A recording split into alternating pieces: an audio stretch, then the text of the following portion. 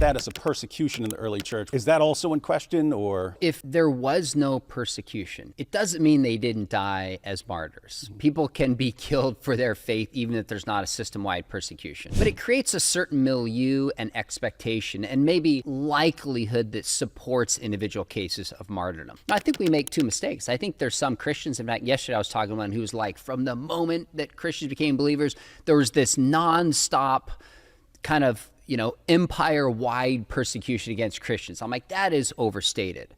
But there's also been some people like Candida Moss who would argue has gone the other direction and undermine the evidence we have that at least it cost something for Christians, whether we call it persecution or not, to proclaim the living Jesus. I just read through the entire New Testament at least 2 times, and I noted every single time it made an indication that a follower of Jesus, it will cost them something for doing it. And I was like taken back at how much I missed it. It's like a golden thread through almost all of the New Testament. So you have multiple attestation in number, but also multiple attestation in the kind like letter, apocryphal, gospel. And then you get outside and you have in 115, Tacitus is writing, and he reports that the Christians are kind of used as a scapegoat for the fire of Rome to get Nero clear of these charges. But we know this writing was not invented by Christians, because the way Christians are depicted, like as they're hated for these terrible things that they do,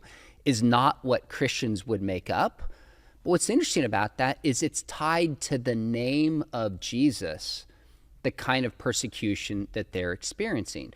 Now, that was just in Rome, but if this takes place in Rome, you could say that there's precedent in the rest of the empire for doing so. I don't want to overstate it, but clearly we have reason to believe that it costs Christians to proclaim this faith from the text, but also outside in Nero. And then as you go later in the writings of Pliny the Younger, etc.